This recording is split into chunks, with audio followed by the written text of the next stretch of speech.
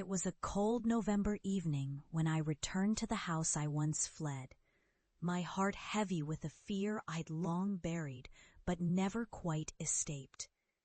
The wind howled against the old shingles, and the oaks lining the path to the porch creaked ominously, as if whispering secrets about the darkness I had traversed.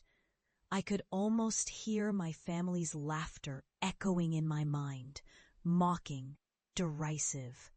"You've lost your mind," they'd said, chasing after fungi like some mad scientist. But I wasn't mad. I was alive in ways they could never fathom.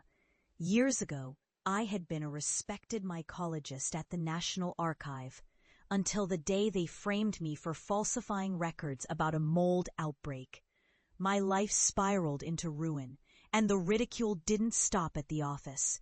My family turned their backs, calling my obsession a disgrace, a ridiculous fixation on what they deemed crackpot science. They had no idea what I was unearthing, no inkling of the horrors lurking beneath the soil.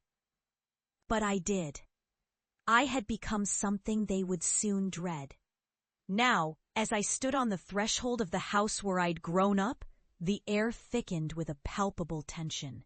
I held my breath, feeling the weight of the darkness I carried, the knowledge of parasitic fungi that could bend the will of men, twist their bodies and minds into grotesque forms.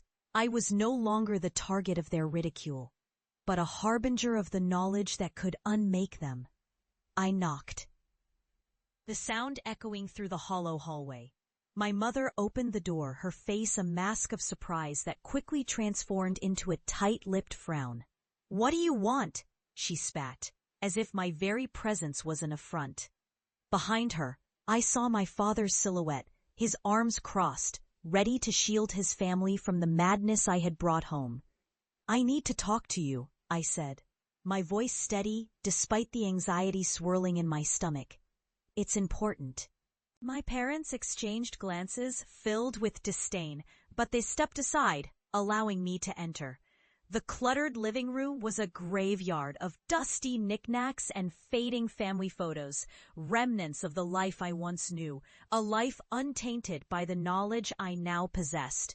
I began to tell them about my research, how I had traveled to forgotten historical sites, unearthing anomalous fungi that told tales of decay, of ancient terrors that lingered long after their hosts had perished. "You don't understand," I urged. "The spores remember everything we forget.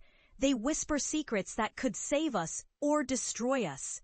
My father scoffed. "Enough with your nonsense. You're still obsessed with that ridiculous fungi? Have you even thought about getting a real job?" I felt the sting of his words, sharper than any blade. "You don't know what I've seen," I said, desperation creeping into my voice. "What I've survived. I'm not delusional. I'm warning you." As I spoke, shadows began to stretch in the corners of the room. The air thickened and an earthy scent enveloped us, a smell reminiscent of damp woods and moldy bread. My parents looked at each other, confusion flickering in their eyes. "What's happening?" my mother whispered, her voice trembling. I turned, my heart pounding as I watched the shadows shift, coiling like smoke. They began to take form, twisting and writhing until they revealed the spectral images of those who had succumbed to the very horrors I had studied. Figures draped in fungal growths, their faces contorted in anguish, caught between life and death. They stumbled through the walls, their hollow eyes locked on my family, who were now frozen in terror. "Do you see?" I shouted, the urgency of my message piercing through their disbelief. "These are the echoes of those who ignored the warning signs, who laughed at the darkness growing within their walls. This is what you mocked." My parents recoiled, the truth of my research crashing down upon them like a wave of dread. The specters reached towards them, tendrils of rot creeping across the floorboards. "Please," my mother cried, her voice cracking. "We were wrong. We should have listened." But it was too late. The shadows surged forward, enveloping them, merging their forms with the tormented spirits. Their screams echoed through the house, a cacophony of despair as they were swallowed by the very darkness they had refused to acknowledge.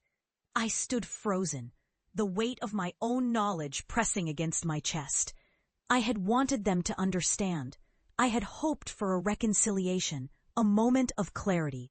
But what I found instead was the chilling realization that sometimes the darkness is inescapable, even for those who once mocked the light. As the last echoes of their cries faded into silence, I stepped back, feeling the shift in the air. The shadows receded, leaving behind the remnants of the past. I was left alone, a haunting reminder of what lay beyond the veil of understanding. I had survived, yes, but at a cost that resonated deeply within me. I stepped outside into the cold night, the weight of my family's disbelief settling around me like a shroud. I was a warning now, a living testament to the horrors that lurked in the unseen realms of knowledge. I left the house behind, the specters of my past trailing in my wake, whispers of ancient rot reminding me that truth, once uncovered, can bind or break us. As I walked away, I realized that while I had gained a chilling recognition for the truths I had unearthed, I had also lost my family to the very shadows I had spent my life studying. The fine line between enlightenment and despair had never felt so treacherously thin. The spores remember everything we forget, and now I would carry their weight alone, a burden heavier than any darkness I had ever faced.